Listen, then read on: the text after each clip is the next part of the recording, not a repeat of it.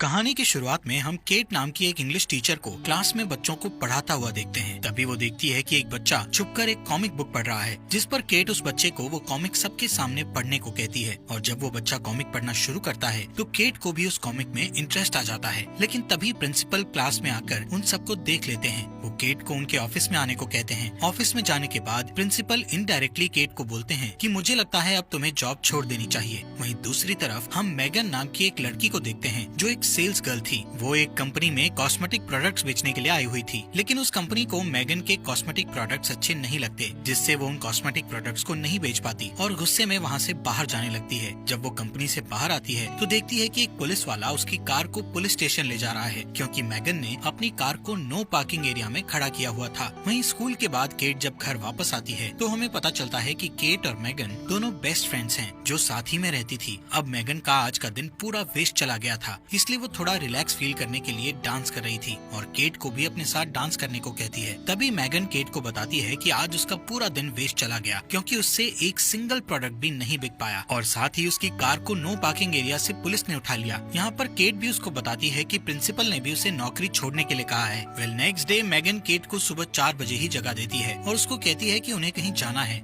लेकिन केट मैगन से कहती है कि इस बारे में हम सुबह बात करेंगे। लेकिन मैगन उससे कहती है कि उनकी फ्लाइट को सिर्फ 3 घंटे रह गए हैं। यहाँ केट मैगन के साथ जाना तो नहीं चाहती थी, लेकिन मैगन ने पहले से ही उसकी टिकट्स बुक करा रखी थी, तो केट को मैगन के साथ मजबूरी में जाना ही पड़ता है। एयरपोर्ट पर पहुंचने के बाद मैगन एयरपोर्ट पर लंबी लाइन देखकर समझ जाती है कि अगर वो इस लाइन में लगे रहे तो उनकी फ्लाइट मिस हो जाएगी। तभी मैगन एयरपोर्ट पर काम कर रहे एक लड़के के पास जाकर उसके साथ फ्लर्ट करने लगती है, जिससे वो लड़का उन्हें बिना लाइन में इंतजार करे आगे भेज देता है। इसके बाद केट और मैगन दोनों प्लेन पर चढ़कर अपनी अपनी बुक की हुई सीट पर बैठ जाती हैं। केट को ऊंचाई से बहुत डर लगता था, इसलिए वो एंजाइटी पिल्स खा लेती है। थोड़े टाइम बाद रायन नाम का एक लड़का वहाँ आकर उन दोनों के बीच वाली सीट पर बैठ जाता है। रायन एक फायर फाइटर था, इसलिए उन दोनों को ही रायन बहुत ज्यादा पसंद आता है, जिससे मैगन और केट दोनों ही रायन के साथ फ्लर्ट करना शुरू कर देती हैं। लेकिन ज्यादा एंजाइटी पिल्स लेने की वजह से केट थोड़ी देर बाद बेहोश हो जाती है। तभी प्लेन का कैप्टन एक अनाउंसमेंट करता है कि फ्लोरिडा में भारी तूफान आने की वजह से वो प्लेन को सेंट लुई में लैंड करा रहे हैं। अब यहाँ पर अगली फ्लाइट के शेड्यूल होने तक मैगन और केट सेंट लुई के एक शेरेटन नाम के होटल में रुक जाते हैं। होटल के रिसेप्शन पर पहुंचकर मैगन को पता चलता है कि उसका बैग एयरपोर्ट पर ही कहीं खो गया है।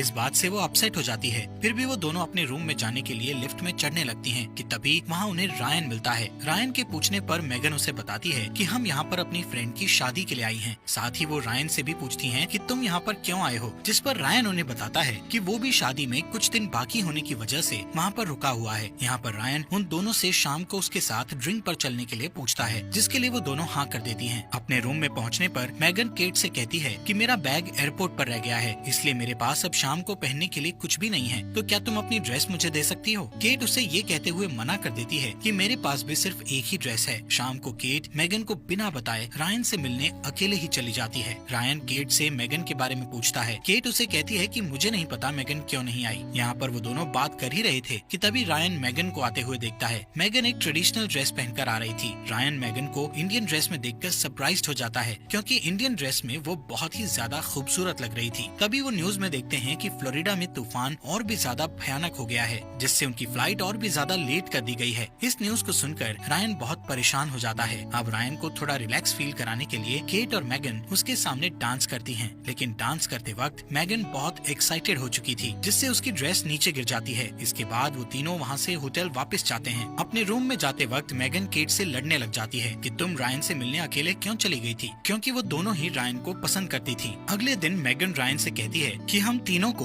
हॉट एयर बलून की राइड लेनी चाहिए। अब क्योंकि केट को ऊंचाई से डर लगता था, इसलिए वो उनके साथ जाने से मना कर देती है। इसी बात का फायदा उठाकर मैगन रायन से कहती है कि फिर हम दोनों को ही हॉट एयर बलून के लिए जाना चाहिए। लेकिन केट मैगन को अकेले रायन के साथ हॉट एयर बलून पर नहीं जाने देना चाहती थी, इसलिए ऊंचाई से डर लगने के बावजूद भी वो हॉट एयर बलून पर जाने को तैयार हो जाती है। बलून का कैप्टन थोड़ा ऊंचाई पर पहुंचते ही उनको बताता है कि वो 500 फीट की ऊंचाई पर पहुंच गए हैं। ये सुनकर केट और भी ज्यादा डर जाती है। केट को डरता देखकर रायन उसको शांत करने की कोशिश करने लगता है, लेकिन इसी बीच मैगन शैंपेन की बोतल को खोल देती है, जिससे उस बोतल का ढक्कन सीधा जमीन पर जाकर बलून उड़ा रहे कैप्टन की आंख पर जोर से लगता है और उसे कुछ भी दिखाई नहीं दे रहा था। अब क्योंकि कैप्टन की एक आंख पहले से ही नहीं थी, इसलिए वो बिना देखे ही अपना हॉट एयर बलून एक बच्चों की चल रही पार्टी में लैंड कर देता है। इसके बाद वो तीनों दोबारा होटल में चले जाते हैं। होटल में पहुंचकर रायन उनको कहता है कि पूल में स्विमिंग करने जा रहा हूँ। अब क्योंकि रायन उन दोनों से बलून राइड खराब करने के लिए नाराज था, इसलिए केट और मैगन पूल में रायन को इम्प्रेस करने के लिए बहुत छोटी ड्रेस पहनकर आ जाती हैं। वो दोनों रायन के सामने एक साथ पूल में डाइव लगा देती हैं, लेकिन पूल में कूदने की वजह से मैगन की आंख पर चोट लग गई थी। नेक्स्ट डे वो दोनों उस होटल के कैफे में बैठी हुई थी, जहाँ पर केट जूस पीते वक्त रायन को एक बैग के साथ कहीं पर जाते हुए देखती है। वो दोनों जल्दी से उसके पास जाकर उससे पूछती हैं कि आखिर तुम कहाँ जा रहे हो। रायन उनको बताता है कि वो एक वेडिंग में जा रहा है, जिस पर मैगन और केट रायन से कहती है कि क्या हम भी तुम्हारे साथ चल सकते हैं। रायन उनको अपने साथ जाने के लिए हाँ कह देता है। अब वेडिंग में जाने के लिए वो एक कार में बैठते हैं, जिसके ड्राइवर का नाम क्रैग था। क्रैग को मैगन बहुत पसंद आती है। रास्ते में मैगन रायन के हाथ पर लोशन लगाने लगती है, क्योंकि उसके हाथ पर मामूली सी चोट लग गई थी। लेकिन ये देखकर केट मैगन से जेलस फील करती है, इसलिए वो क्रैग और रायन को अपने फोन में मैगन की एक बचपन की फोटो दिखाते हुए उसका मजाक उड़ाने लगती है। कुछ टाइम बाद क्रैग गाड़ी में पेट्रोल भरवाने के लिए एक फ्यूल पंप पर कार रोकता है। उस फ्यूल पंप पर केट वॉशरूम के लिए चली जाती है, लेकिन तभी बाहर से मैगन वॉशरूम का डोर बंद कर देती है, क्योंकि वो केट से अपनी इंसल्ट का बदला लेना चाहती थी। अब केट बाथरूम में फंस गई थी। बाहर मैगन रायन के साथ फ्लर्ट कर रही थी, लेकिन किसी तरह केट बाथरूम की विंडो से बाहर निकल आती है, लेकिन उसके सारे कपड़े गंदे हो चुके थे। केट की ऐसी हालत देखकर रायन केट से पूछता है कि तुम्हारे कपड़े गंदे कैसे हो गए, जिस पर केट गुस्से से उनको बताती है कि कोई सिरफिरा बाथरूम को बाहर से लॉक कर गया था। यहाँ पर केट जल्दी से एक वाटर पाइप से खुद को साफ करती है और इसके बाद वो चारों वेडिंग के लिए निकल पड़ते हैं। रास्ते में केट रायन को अपनी तरफ लाने के लिए उसे कहती है कि मेरे कंधे पर चोट लग गई है, जिससे रायन केट के कंधे की मसाज करने लग जाता है। अब यहाँ पर ये देखकर मैगन गुस्से से भर जाती है, इसलिए वो एक वाइन बोतल में नींद की गोलियां मिलाकर केट को पीने के लिए देती है, लेकिन केट वो वाइन पीने से मना कर देती है, क्योंकि अब वो जान चुकी थी कि ये बस मैगन की एक चाल है। यहाँ पर ग्रेग मैगन के हाथों से बोतल लेकर पूरी पी जाता है। कुछ वक्त बाद मैगन, केट और रायन सो जाते हैं, लेकिन इसी बीच नींद की गोलियों की वजह से ग्रेग को भी ड्राइव करते समय नींद आ जाती है, जिसकी वजह से थोड़ी दूर जाकर उनकी कार का एक्सीडेंट हो जाता है। एक्सीडेंट की वजह से उन चारों को रात एक होटल में बितानी पड़ती है। जब केट कार से नीचे उतरने लगती है तो उसे कार में पड़ी उस खाली वाइन बोतल में नींद की गोलियां दिखाई देती हैं, जिस वजह से केट होटल में मैगन से अलग अपने लिए एक रूम बुक करती है। होटल में देर रात को जब केट एक वेंडिंग मशीन में अपने लिए कोल्ड ड्रिंक लेने आई हुई थी, तभी उसे वहाँ रायन मिल जाता है। रायन केट से कहता है कि मैं हर समय मैगन के साथ होने की वजह से तुमसे प्राइवेट में बात नहीं कर पा रहा था। इतना कहते ही रायन केट को किस कर लेता है और फिर वो दोनों रूम में जाकर इंटीमेट हो जाते हैं। वहीं दूसरी तरफ मैगन लोकल बार में अकेले बैठकर ड्रिंक कर रही थी, तभी ग्रेग उसके पास आकर बैठ जाता है। वो दोनों कुछ देर तक एक दूसरे से बात करते हैं। नेक्स्ट मॉर्निंग ब्रेकफास्ट करते हुए मैगन केट से कहती है कि हमें एक लड़के यानी रायन के लिए अपनी फ्रेंडशिप खराब नहीं करनी चाहिए। बातों बातों में मैगन केट को ये भी बता देती है कि वो रायन के साथ कल रात होटल रूम में इंटीमेट हो चुकी है। ये सुनकर केट हैरान होकर कहती है कल रात रायन मेरे साथ भी इंटीमेट हुआ था, जिससे वो दोनों एक दूसरे पर बहुत गुस्सा करती हैं कि तुम मेरे बॉयफ्रेंड के साथ इंटीमेट हो गई। उनकी बात इतनी आगे बढ़ जाती है कि वो दोनों एक दूसरे से हाथापाई करने लगती हैं। इसी हाथापाई के बीच उन दोनों के ऊपर एक कबर्ड गिर जाता है। तभी वहाँ से गुजर रहा ग्रेग उनके ऊपर से कबर्ड उठाता है। यहाँ पर केट और मैगन ने होटल का काफी नुकसान कर दिया था, इसलिए उस होटल का मालिक वहाँ पर पुलिस बुला लेता है। ग्रेग पुलिस को बताता है कि रायन नाम का लड़का एक वेडिंग में टाइम पर पहुँचने के लिए उसकी कार ले गया है। साथ ही में जब ग्रेग रायन का गूगल पर प्रोफाइल चेक करता है तो उसे पता चलता है कि जिस शादी में वो जा रहे थे वो और किसी की नहीं बल्कि खुद रायन की ही थी। अब ये बात सुनकर केट और मैगन का गुस्सा 7वें आसमान पर पहुंच जाता है कि रायन ने उन दोनों का ही फायदा उठाया है। वो दोनों रायन को सबक सिखाने के लिए उसकी शादी रोकने का प्लान बनाती हैं और पुलिस से उन्हें छोड़ने की रिक्वेस्ट करती हैं। पुलिस उनको होटल के नुकसान की भरपाई करवाने के बाद वहाँ से जाने देती है। यहाँ पर केट और मैगन टैक्सी से जल्दी ही उस होटल में पहुँच जाती हैं जहाँ पर रायन की मैरिज थी, लेकिन वहाँ पर उन्हें पता लगता है कि वो थोड़ा आने में लेट हो गई हैं, क्योंकि रायन की शादी तो पहले ही हो चुकी थी। तभी अचानक उन दोनों को वहाँ पर रायन दिख जाता है। उनको देखकर रायन वहाँ से भागने की कोशिश करता है, लेकिन वो दोनों रायन को पकड़ लेती हैं। वो रायन से कहती हैं कि उसने उन दोनों का गलत फायदा क्यों उठाया, जिस पर रायन उन्हें कहता है कि इसमें उसकी कोई गलती नहीं है, बल्कि वो दोनों उसके साथ शुरू से ही फ्लर्टिंग कर रही थी। रायन उनसे रिक्वेस्ट करता है कि प्लीज मेरी मैरिड लाइफ को खराब मत करो। तभी वहाँ पर रायन की वाइफ आ जाती है। केट और मैगन देखती है कि रायन की वाइफ बहुत ज्यादा स्ट्रिक्ट है। रायन उसके सामने भीगी बिल्ली की तरह रहता है। अब रायन की ऐसी हालत देखकर मैगन और केट दोनों बहुत खुश होती हैं, क्योंकि उसके लिए इससे अच्छी पनिशमेंट और कोई हो ही नहीं सकती थी।